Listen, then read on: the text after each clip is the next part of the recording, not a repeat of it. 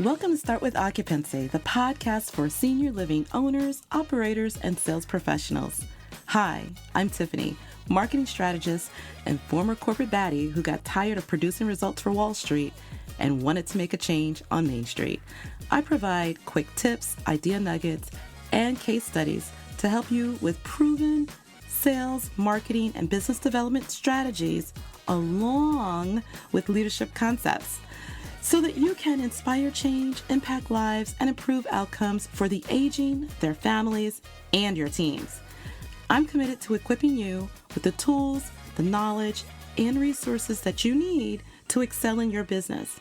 With over 12 years of experience working inside senior living companies, large and small, I've developed a deep passion for advocating for the aging adult and those who care for them, all while driving business growth.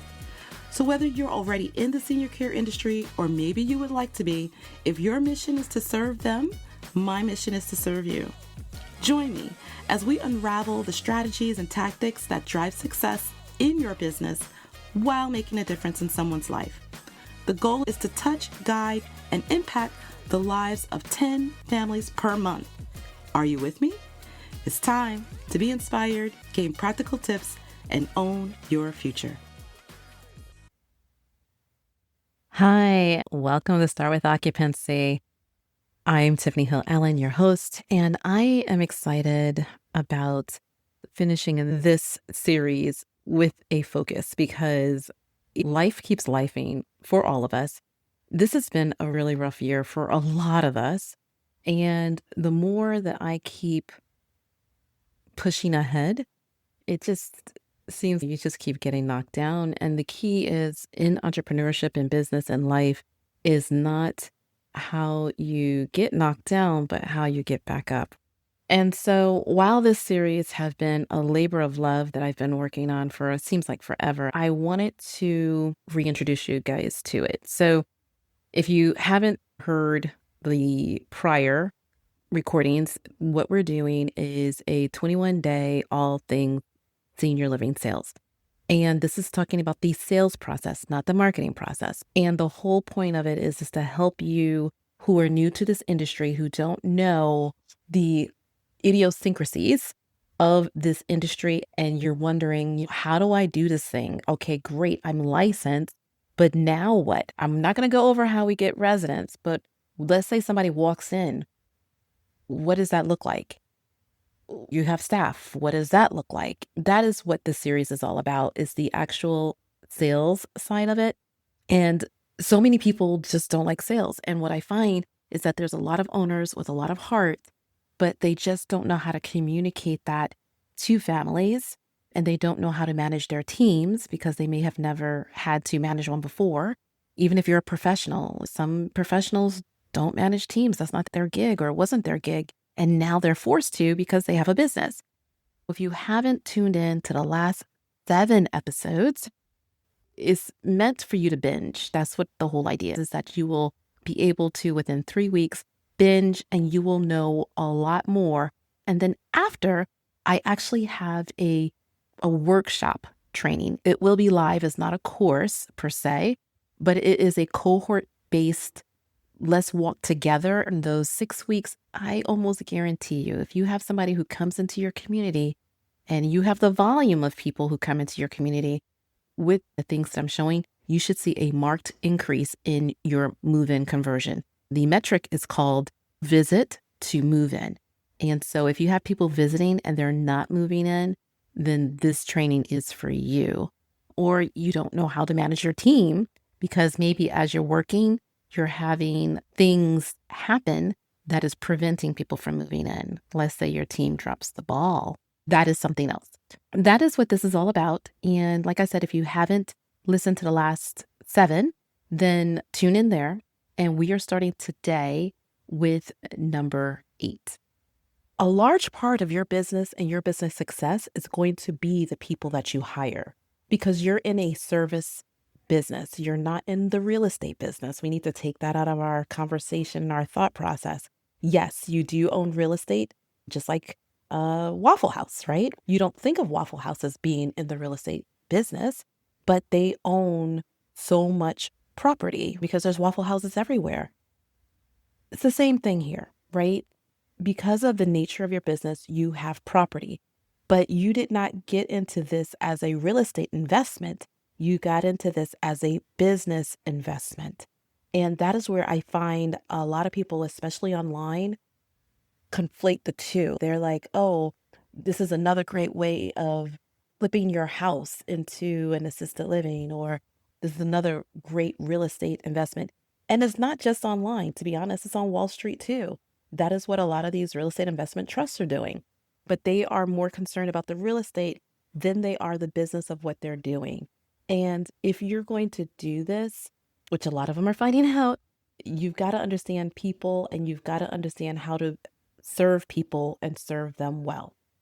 One of the things that I wanted to go over, and that is a sticking point for many owners that I talk to, is that they are concerned that the standards as a business owner that you have for yourself and for your business aren't being met by your employees. And so therefore they are frustrated. They're not sure what to do. They're having to let them go and try and find somebody new, which is a whole nother rabbit hole a lot of people do not want to get into. But they, meaning you, the owners, are so busy that it's hard for you to micromanage. And you don't want to micromanage because that never goes well. When I talk to or see staff members of communities, what I hear from them is that they sometimes don't know what you expect and then try to hold them accountable to some invisible standard that they're just not sure of. They don't know where their goalpost is. And families who I talk to feel the inconsistencies of care.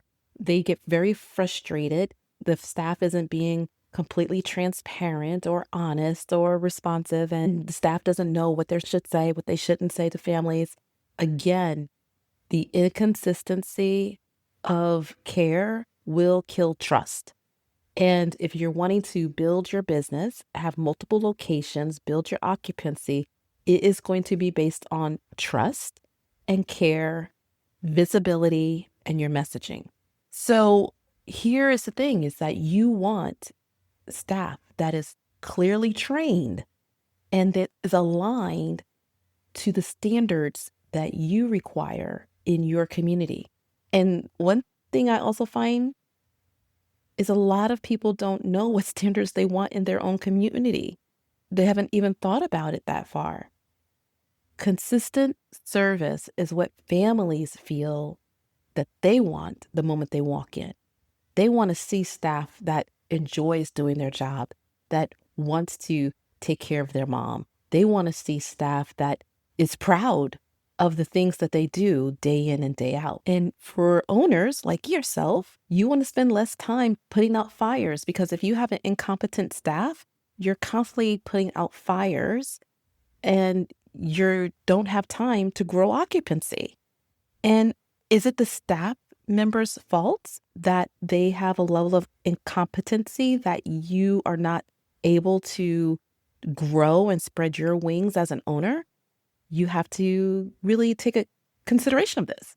Most owners, like many of you, don't have a care problem. You have a consistency problem because your expectations were never spelled out, demonstrated, reinforced, or held accountable. And these are the 4 things that I think people miss when they are a leader in an organization, is that you have to be very clear on what you want. You have to show them what you want. When they're doing it, you have to reinforce that they're doing the right thing. And if they're not, you have to hold people accountable. This is leadership.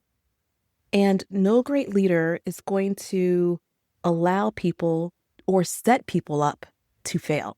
That means that if someone is not doing something correct or is misguided, maybe they don't know how to do their job, a good leader is going to say, okay, let's take 2 steps back and let me show you again. Let me spell this out for you. Do you get it? Are you getting it now? Let me see you do it. You did a great job. That's the exact way I'm looking for it to be done. And if they don't, oh, You tried here, but now you need to do this here. And if you keep doing it this way, then this is what's going to happen. Let's agree that this is an important thing. You may not think that having fluffed out pillows on the sofa when new people are walking through the community is important. I do. And so every time I come in and those pillows aren't fluffed, then we're going to have to sit down and talk about it. You know what I'm saying? Those are some of the things that you want to make sure. And I did that very silly example of fluffed up pillows, but it can be anything that is in your community.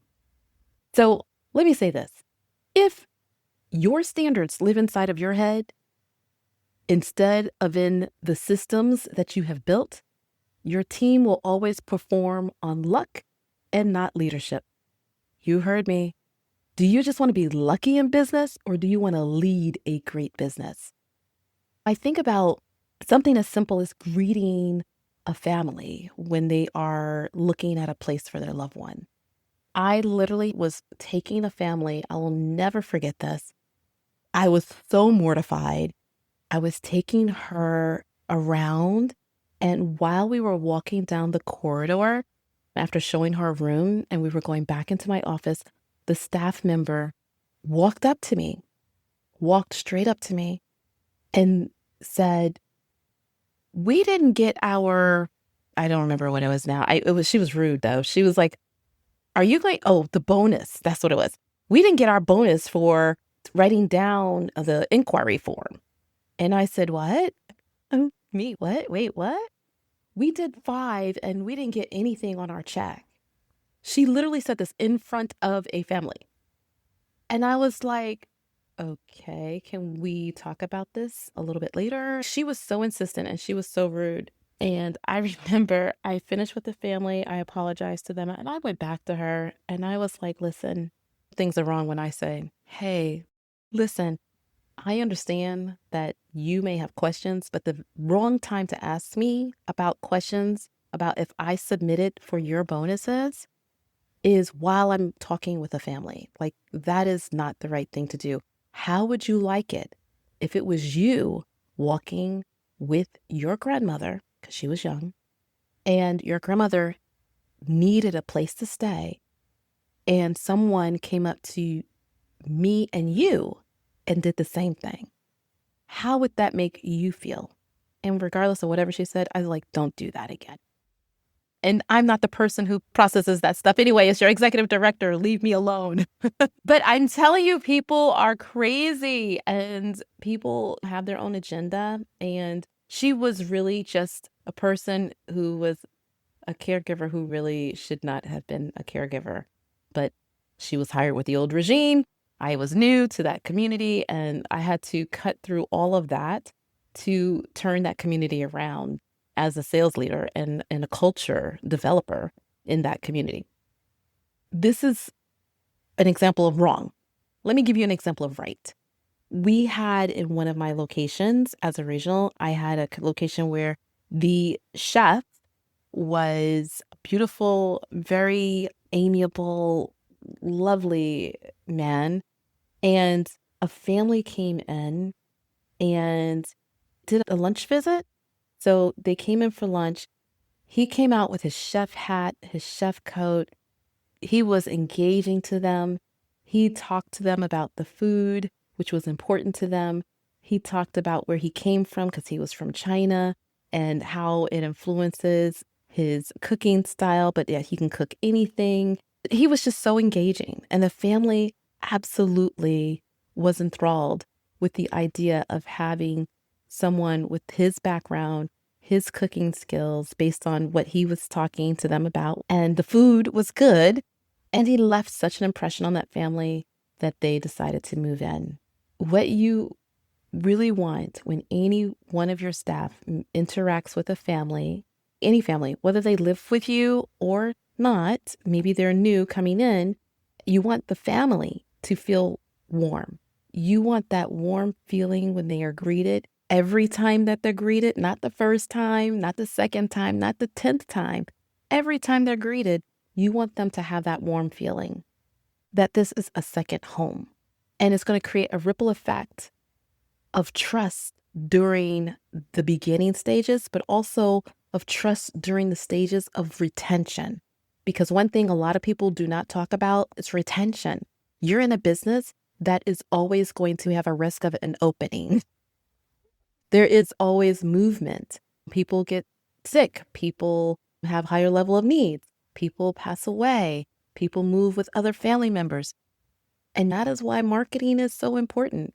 A lot of times people don't realize, they're like, I'm full.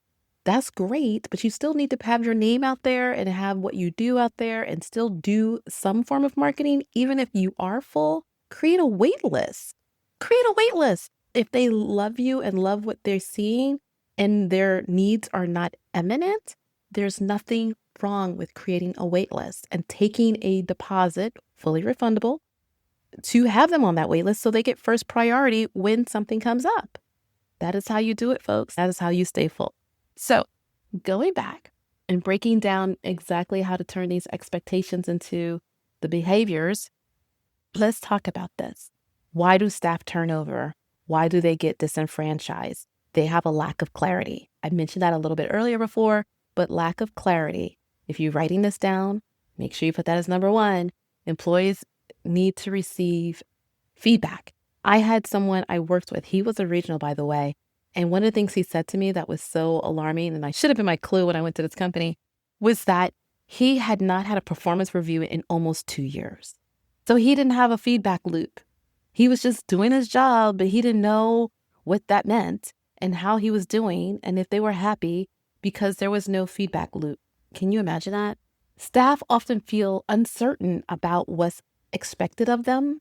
And this is another reason for turnover and for lackluster care, because if they don't know what type of care you feel should be delivered, then they might think that they're delivering the best care. But have you taught them? Have you talked to them about what your standards are? Just because somebody has come to you and have experience in XYZ nursing home or 123 assisted living or ABC memory care, just because somebody has experience from another provider doesn't mean that they have your standards. And so helping them on knowing what that is and how they're to perform, what role they have in your organization, meaning, do you want this person to have more of a leadership role? Did you even ask them what their future goals are? What do they want out of their life and how can you help them get there? That was something I always did as a regional. I actually interviewed all of my sales staff. Like I literally did an interview, not for their jobs, but for their future. What got you into this? What do you like most about your job? What do you like least? What are some of the things that are barriers to helping you achieve success that I can possibly help with? Or even, let's think outside the box. What are the barriers, period? Where do you see yourself in 5 years? What are some of the things that you want to do that you haven't been able to do? These are some of the questions I ask sales directors. And you can do the same with your staff, whether they're care staff, dining staff, if you have a cleanup crew, if you have vendors who comes in, you can still have really important and quality conversations with them. One of the things I want to point out is that if you don't give them clarity of expectation and what their role is, it can lead to feelings of disengagement, frustration, and ultimately turnover. Feedback and management improvement is important. When you as a manager improve your skill through support and coaching of your team's desire to stay also improves. Isn't that amazing? It is all about continuous learning, folks. And that is why my mentorship programs are here. When you're an entrepreneur and you are siloed and there's not a whole lot of people around you who do what you do, that you can trust that you're going to, this is where mentorship and coaching comes to play. That's why I have the Momentum Marketing Bootcamp. That's why I have Compass Rose Excel, the accelerator program. That's why I have the workshops and the courses and all the different things, because what you're doing, again, is about managing people, managing behaviors, and managing expectations. So continuous learning is not only important for you as an owner, but it is important for your employee. Having them go through a training program. Have your employees ever gone through a customer service training program? What does that look like? I used to actually train community staff members, and I would call it the cavalry team training. We called it the A team training. When I worked in community as a regional, I would train the nurses, believe it or not, on how to leverage their knowledge, their skill set, what they do day in and day out to help with occupancy, because they want occupancy because they can have more hours for their staff if we have a more fully occupied community. They can provide for that single mom who's doing this part-time to have more full-time hours because occupancy would be higher. So they have a vested interest in that, and I would leverage that to help them understand how they can help and support sales. When you invest in training programs and equip people with the knowledge that's necessary and deliver high quality feedback, you're going to then build a culture. And that is what you want. You want your feedback to be three things. You want it to be clear, you want it to be relevant, and you want it to be actionable. And so through that, you want them to see that you are vested in their success, in their job, and in their future. So here we have what I call the verified method, right? We want to verify.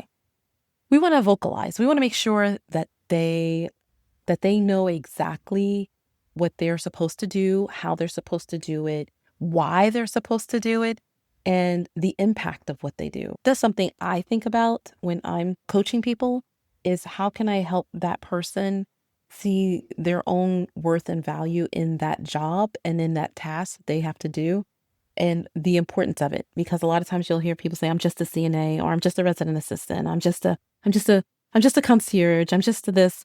And that means when everybody's saying anybody just that tells me they don't see the value and how important their quote unquote just really is to the overall scheme of the organization. And so that is something that I really, if you're even in a small community, you don't want your staff to think that they are just a. So you want them to know, what does good look like in your eyes? And what is non-negotiable in your eyes? Or my mom, when I was younger, would call it half A. So that's what she said, don't half A do this. And so some people don't know what they think in their mind is doing great is really half A.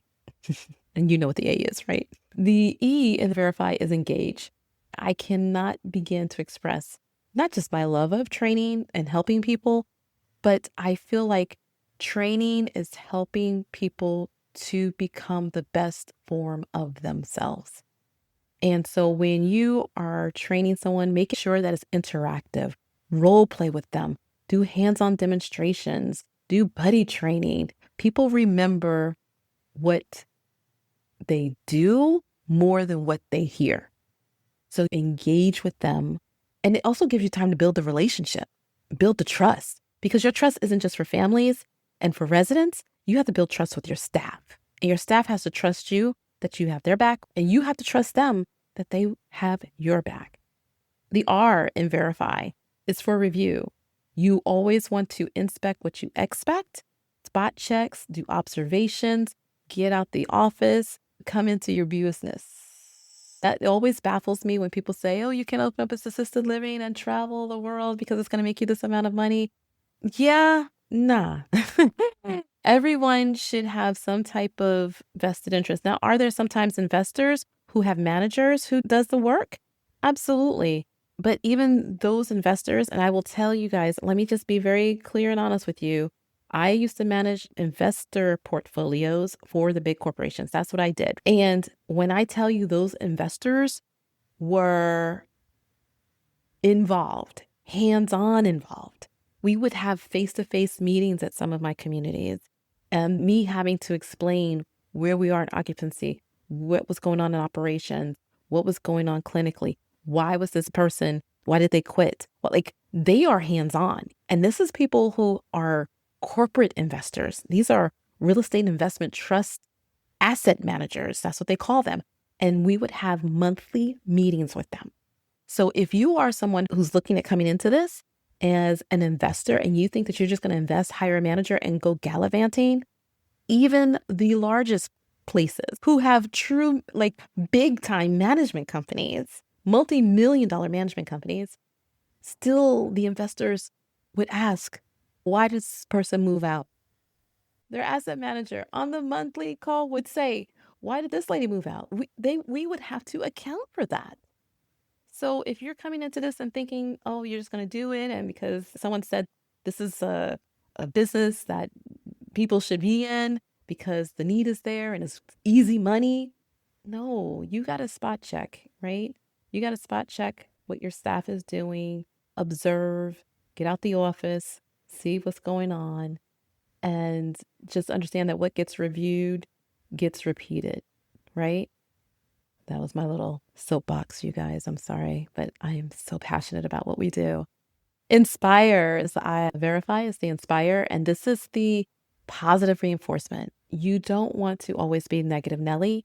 You want to even find the smallest things to celebrate. And that was one of the things that I learned at Avis is find what someone is doing that's good. When you have to have difficult conversations, don't go for the jugular right off the bat. Find what is it that they do that's good that you want to recognize that you may not have even mentioned. Then discuss where there's areas of improvement, areas of opportunity that they can be a better XYZ role. And then you want to close it with again, recognizing what they do right, recognizing that you believe in them and that you believe that whatever behavior needs to be changed, that you have full trust that they will be able to do it and be successful. And you want to sign off that way. So you want to start with the positive, do the actionable things in the middle, and then end on a positive so that when people leave you, they feel good about the conversation. They feel inspired to be better. One of the things that my staff used to tell me when I worked at Avis, and would have to write people up for some of the craziest stuff too, by the way. But they would like, I remember this one girl said, I didn't even realize I was written up because you did it so well until 2 days later. Oh, she called me nicey. She called me nicey because she said I was so nice, but she was like, that was nasty work because you were so nice. But she said, but I trust you. Like it was a joke. You know how people are really nasty. It wasn't like that. It was more like, you made me feel so good and so empowered when I left. I didn't even realize that, like, I knew that we were having these conversations, but I felt so empowered that it didn't tear me down. That's what she was really saying. And that was to me the biggest, hugest compliment from this particular person because she was not a very easy employee, but I could always see her potential. And she had definite good things. And I wanted to point that out and make her see things in herself that even she was not able to see. So that is the I. The F in verify is follow up. You want to coach respectfully. You want to redirect clearly. You want to correct people quietly. It should never be loud. Never be loud. It should be taking someone aside, talking to them, whether it's in your office, whispering in their ear. You don't want to tear people down. I'm a big proponent of that. And consistency matters more than intensity. Yelling, screaming, cussing, slamming, none of those things is going to be good. Consistency is always better.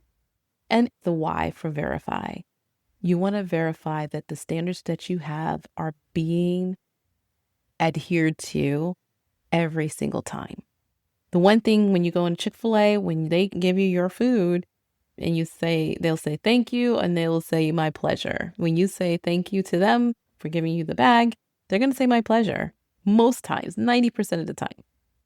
That is not by accident. That is on purpose. You can think of different places. For instance, a standard, it used to be, I don't know, but in Starbucks, they write your name on the cup and it was their standard to call out your name. In Moe's, when you go into Moe's, they would say, welcome to Moe's. That was a standard. And so you want to make sure that the standards that you have for your team is adhered to every single time. If it's not at your standard, it's not done. This protects your brand. This protects your resident experience. This protects your families. And this protects each of them. Because the one thing you don't want to have is someone who I would say have a very cancerous attitude, meaning that they're in the way, and even if they're a good employee, but their attitude and the way they do things and the way they cut corners or whatever have you is detrimental in the long run to your community and to others and to the morale of your group, is not worth keeping them. It's just not worth it. Don't do it. So how can you move forward in this? Do 5-minute micro trainings. There's Loom videos. There's the role playing that you can do. There's the watch me do it that you can do. But just break it down for them. Maybe during shift changes. Maybe have an all staff meeting where everybody comes in at one time and you can do a mini training there while celebrating the wins of the month or the wins of the week. But 5-minute micro trainings are always good. Create a kudos board. Every community that I went to as a sales manager, I had my own sales board, and I would recognize the staff who did something amazing. I would encourage them to recognize each other and let me know. Sales was in charge of that board. And I always made sure that it was someplace where everybody could see it so that I could allow myself the opportunity to give that positive reinforcement so that I could shift the culture within the community. And it always worked. Train their eyes to see the small things and train them on the small things. Meaning this, are they comfortable having eye contact with family members and with residents? Are they only comfortable having eye contact with residents, but when family members come around, they are looking down? Do they have a good handshake? Do they know what to say when the family member is coming that already is existing family or new families? Do they know how to introduce themselves properly? Do they know how to answer the phone properly? Do they know how to take a message properly? Do they know what your standard is on taking a message, just a name and phone number, or do you want more information? Teach them, train them on how their presence impacts the whole environment and energy of your community. Make sure your standards are easy to remember with visuals, if possible, posted in areas where they are at all times, meaning like the break room or the time clock or in the kitchen if you're a smaller home or in some place where they're able to actually see what those standards are. When I worked for Emeritus, we had this board. It was huge. It was on an easel. And it was, gosh, I don't remember now if it was 7 or 5, but it was like 5 things that we did that was a standard for the company. And one of them I remember so well is that I will speak and smile at anyone I see every day and multiple times a day. So meaning if every time you saw somebody, their standard was that you had to speak and smile. No matter if you saw them 5 times that day in the hallway, you always spoke and you smiled. So that's the standard. So how am I going to help you guys to do this is I'm going to create a checklist for you. It's called the Inspect What You Expect checklist. And it's going to basically be a staff clarity training tool that you can utilize and you'll be able to download. I'm getting all these together and putting them up once I finish the whole series. That's why they're not there for the other episodes too. But there is something for each episode of the series that you're going to be able to download. That's a resource that you can use and download and use right away to help you with growing your community and being successful. That is the goal. Let me know if this was helpful for you. Please subscribe to hear more about how to be impactful in growing occupancy, and as well as share the podcast with others. Let them know that I am here to help you grow in your business, because at the end of the day, what are we here for? The goal of Positive Impact Network is to inspire change, to impact lives, and to improve outcomes. And I want to do that for you, my friend. Thank you for listening, and I look forward to sharing with you our next segment, which is going to be day 9.